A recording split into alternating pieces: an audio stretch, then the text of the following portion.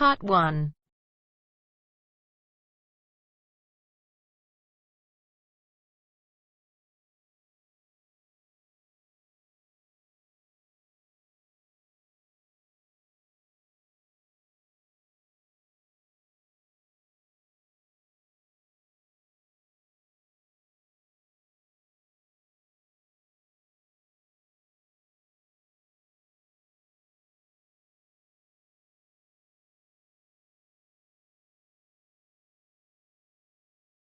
You will hear a number of different recordings, and you will have to answer questions on what you hear. There will be time for you to read the instructions and questions, and you will have a chance to check your work. All the recordings will be played once only. You will hear an estate agent talking to a customer who wants to rent a house. First, you have some time to look at questions 1 to 8.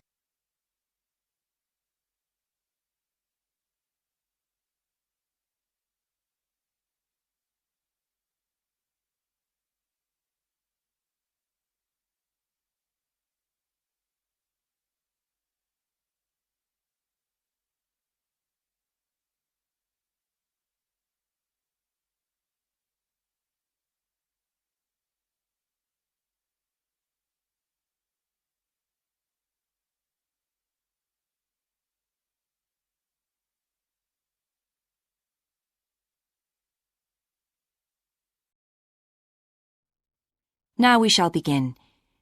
You should answer the questions as you listen, because you will not hear the recording a second time.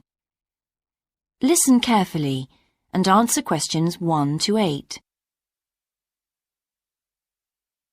Good morning. How can I help you?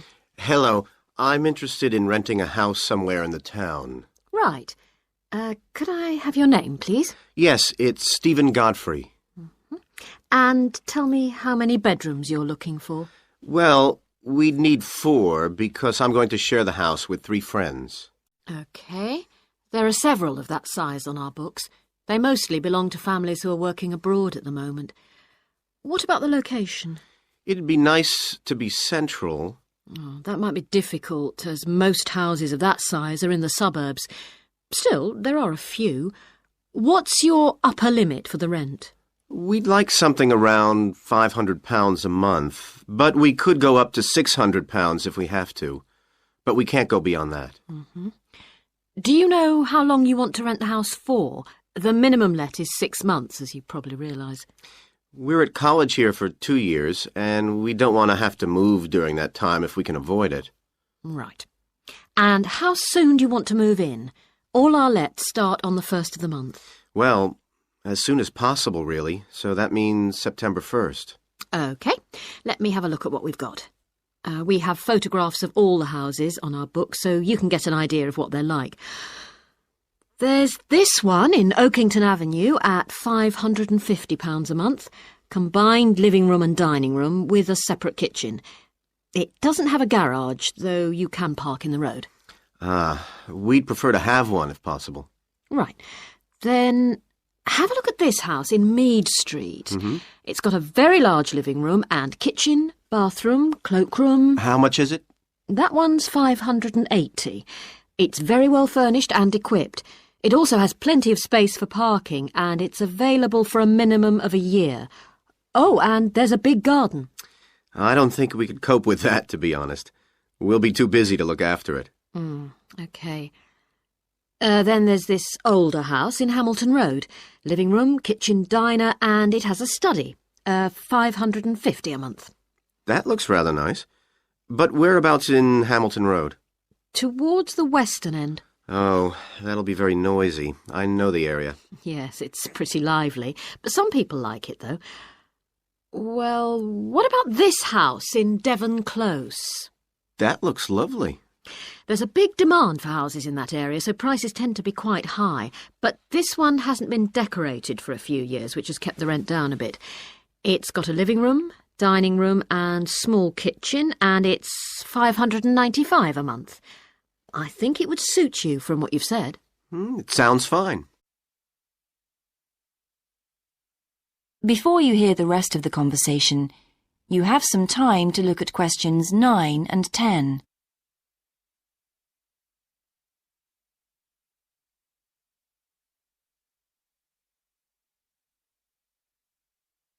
Now listen and answer questions 9 and 10. Why is that part of town so popular? Well, there's a big scheme to improve the district, and it'll soon have the best facilities for miles around. What sort of thing?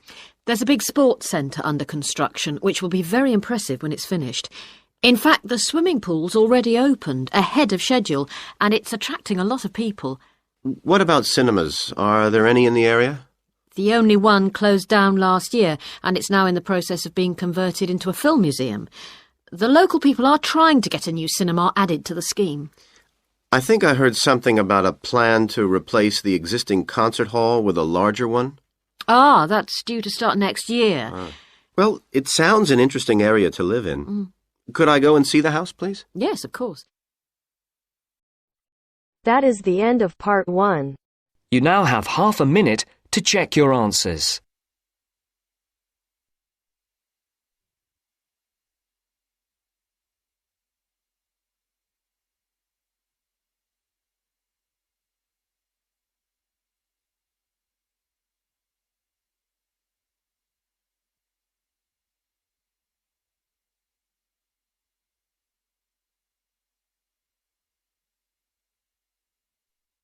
Now turns to part 2.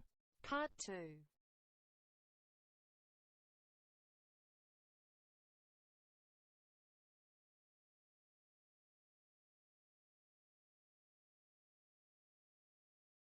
You will hear a man talking on the radio about a national arts centre. First, you have some time to look at questions 11 to 16.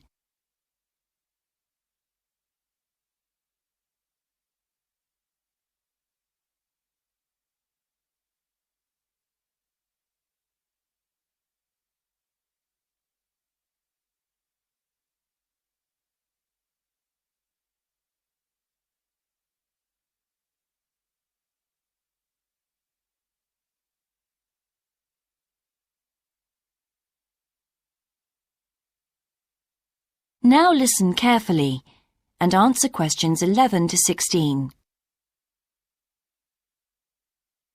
Hello, and welcome to Focus on the Arts. I'm your host, Dave Green, and this is your very own local radio programme. Every Friday evening, we put the spotlight on different arts and culture facilities and look at the shows and events that are on offer in the coming week. And today, the focus is on the National Arts Centre. Now, if you don't already know it yourself, I'm sure you've all heard of it. It's famous throughout the world as one of the major venues for classical music. But did you know that it's actually much more than just a place to hear concerts? The centre itself is a huge complex that caters for a great range of arts. Under a single roof it houses concert rooms, theatres, cinemas, art galleries and a wonderful public library, as well as service facilities including 3 restaurants and a bookshop. So, at any one time, the choice of entertainment there is simply enormous. So, how did they manage to build such a big arts complex right in the heart of the city? Well, the area was completely destroyed by bombs during the war in 1940. So the opportunity was taken to create a cultural centre that would be what they called the city's gift to the nation. Of course, it took a while for such a big project to get started, but it was planned in the 60s, built in the 70s, and eventually opened to the public in 1983. Ever since then, it has proved to be a great success. It's not privately owned, like many arts centres, but is still in public hands. It's run by the City Council. Both our National Symphony Orchestra and National Theatre Company were involved in the planning of the project, and they're now based there, giving regular performances every week. And as the centre is open 363 days of the year, there are plenty of performances to choose from. Before you hear the rest of the broadcast, you have some time to look at questions 17 to 20.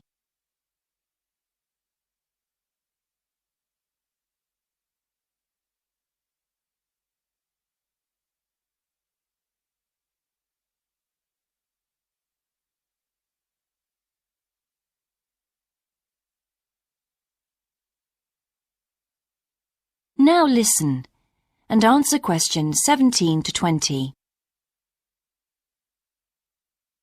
So, to give you some idea of what's on, and to help you choose from the many possibilities, we've made a selection of the star attractions. If you're interested in classical music, then we recommend you go along to the National on either Monday or Tuesday evening at 7:30 for a spectacular production of The Magic Flute, probably the most popular of all Mozart's operas. It's in the Garden Hall, and tickets start at only £8, but you'll have to be early if you want to get them that cheap. And remember, it's only on for those 2 evenings. For those more interested in the cinema, you might like to see the new Canadian film, which is showing on Wednesday evening at 8 p.m. in Cinema 2, and that's called 3 Lives. It's had fantastic reviews, and tickets cost just £4.50, which is a reduction on the usual price of £5.50. So, it's really good value, especially for such a great movie. But you can see the centre's main attraction at the weekend, because on Saturday and Sunday, 11 a.m. to 10 p.m, they're showing a wonderful new exhibition that hasn't been seen anywhere else in Europe yet. It's a collection of Chinese art called Faces of China.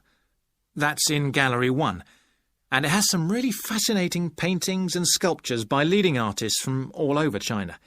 And the good news is that it's completely free, so don't miss it. So why not go along to the National Arts Centre next week for one or all of these great events? And you can always pick up a programme and check out all the other performances and exhibitions on offer, or coming soon, on almost every day of the year.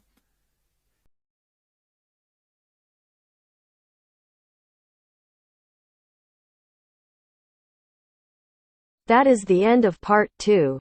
You now have half a minute to check your answers.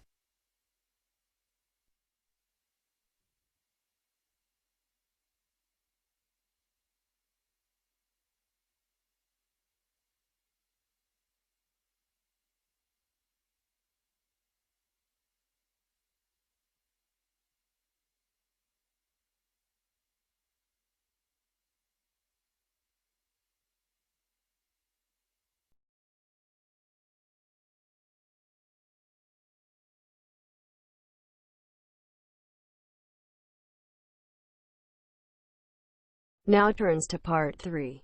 Part 3. You will hear a university tutor and a new student called Paul discussing Paul's work experience and Latin American Studies course.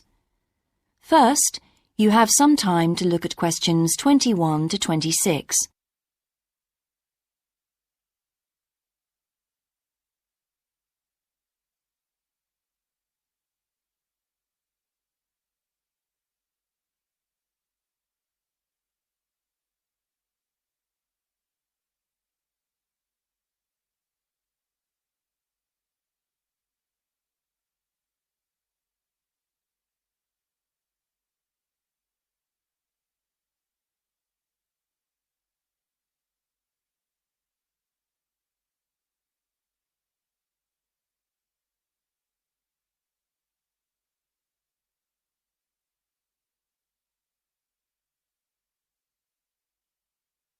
Now listen carefully and answer questions 21 to 26.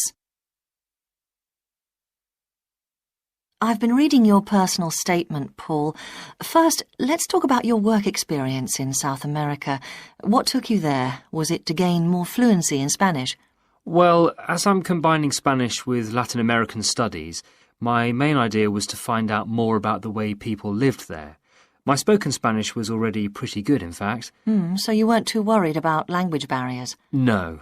In fact, I ended up teaching English there, although that wasn't my original choice of work. I see.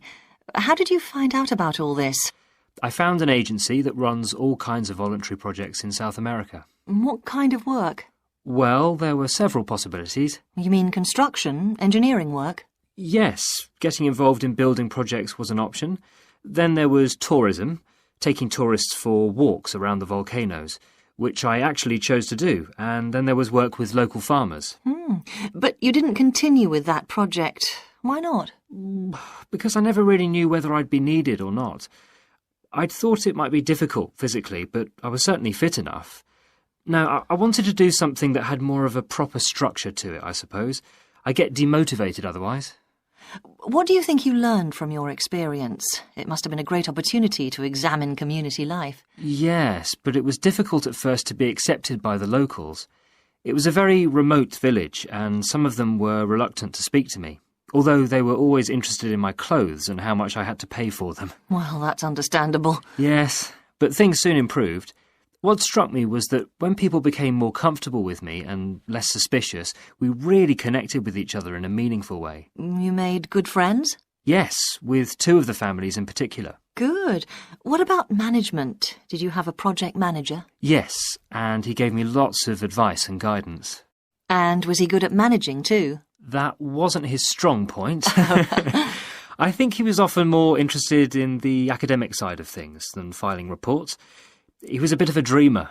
And did you have a contract? I had to stay for a minimum of 3 months. My parents were surprised when I asked to stay longer, 6 months in the end. I was so happy there. And did anything on the administration side of things surprise you? What was the food and lodging like? Simple, but there was plenty to eat, and I only paid $7 a day for that, which was amazing, really. And they gave me all the equipment I needed, even a laptop. You didn't expect that then? No. Well, I'll look forward to hearing more. Before you hear the rest of the discussion, you have some time to look at questions 27 to 30.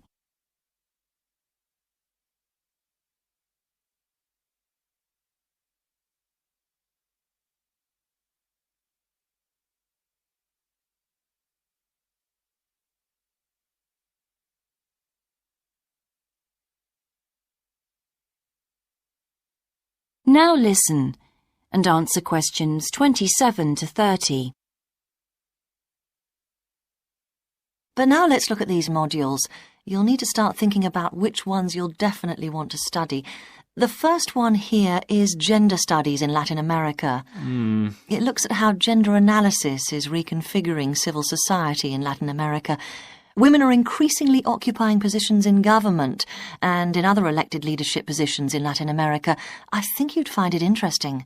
If it was to do with people in the villages rather than those in the public sphere, I would. OK. What about second language acquisition? Do you think I'd find that useful? Well, you've had some practical experience in the field. I think it would be. I hadn't thought about that. I'll put that down as a definite then. OK. What about Indigenous women's lives? That sounds appropriate. I thought so too, but I looked at last year's exam questions and that changed my mind. Don't judge the value of the course on that. Maybe talk to some other students first, and we can talk about it again later. OK. Yes, and lastly, will you sign up for Portuguese lessons? My Spanish is good, so would I find that module easy? Not necessarily. Some people find that Spanish interferes with learning Portuguese, getting the accent right too. It's quite different in a lot of ways. Well, I'd much sooner do something else then. All right. Now, what we need to do is make a...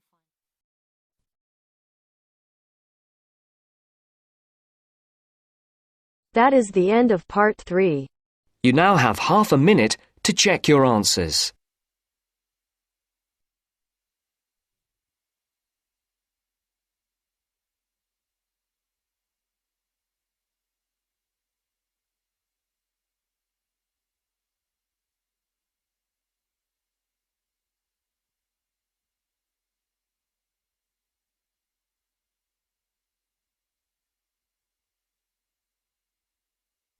Now turns to part 4.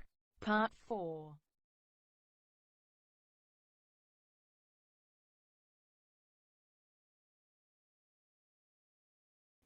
You will hear a lecture about success in business systems.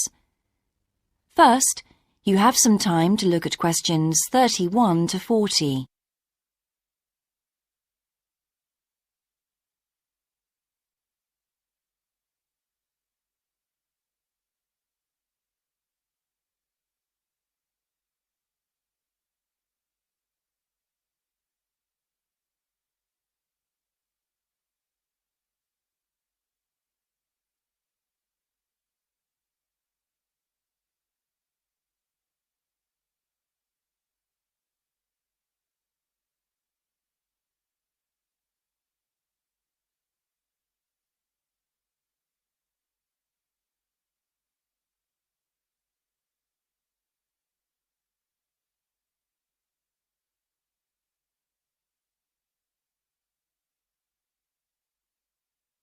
Now listen carefully and answer questions 31 to 40. Good morning, everyone. In the last few lectures, I've been dealing with business finance, but now I'm going to move on to business systems. And in today's lecture, I'm going to talk about what can go wrong when businesses try to copy their own best practices. Once a business has successfully introduced a new process, managing a branch bank, say, or selling a new product, the parent organization naturally wants to repeat that success and capture it, if possible, on a bigger scale. The goal, then, is to utilize existing knowledge and not to generate new knowledge. It's a less glamorous activity than pure innovation, but it actually happens more often, as a matter of fact. However, surprisingly, getting things right the second time is not necessarily any simpler than it was the first time. Now, there's been a lot of research into how companies can repeat their previous successes, and it certainly hasn't been confined to the United States. It seems that most large industries are trying to repeat their own successes and manage the knowledge they've acquired. But even so, it has been shown that the overwhelming majority of attempts fail. A host of studies confirm this, covering a wide range of business settings: branch banks, retail stores, real estate agencies, factories, call centers, to name but a few. So why do so few managers get things right the second or third time? Let's consider one reason for failure: placing too much trust in the people who are running the successful operation, the experts, shall we say. Managers who want to apply existing knowledge typically start off by going to an expert, such as the person who designed and is running a successful department store, and picking their brains. Now, this approach can be used if you want to gain a rough understanding of a particular system, or understand smaller, isolated problems. The trouble is, even the expert doesn't fully grasp the whole thing, because when it comes to complex systems, the individual components of the process are interwoven with one another. The expert never has complete access to the necessary information. And the situation's complicated even further by the fact that experts are usually not aware of their own ignorance. The ignorance can take various forms. For instance, a lot of details of the system are invisible to managers. Some may be difficult to describe, learned on the job, and well known by workers, perhaps, but impossible to describe in a way that's helpful. And there are some things that people know or do that they're not even aware of.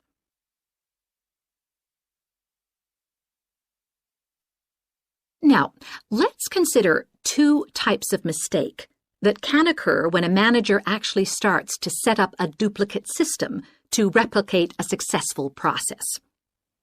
Firstly, perhaps he forgets that he was just trying to copy another process and starts trying to improve on it.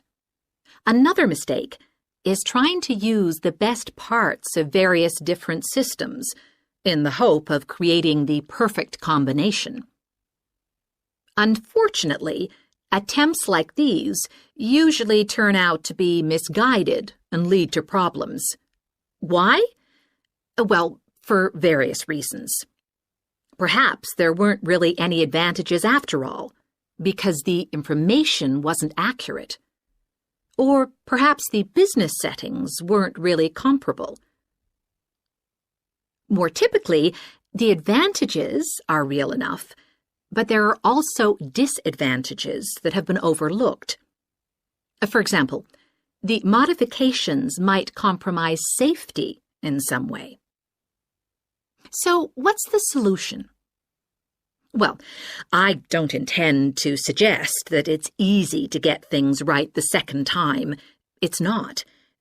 But the underlying problem has more to do with attitudes than the actual difficulty of the task, and there are ways of getting it right. These involve adjusting attitudes, first of all. Being more realistic and cautious, really. Secondly, they involve exerting strict controls on the organizational and operational systems. And this, in turn, means copying the original as closely as possible. Not merely duplicating the physical characteristics of the factory, but also duplicating the skills that the original employees had. Reliance on a template like this offers the huge advantage of built-in consistency.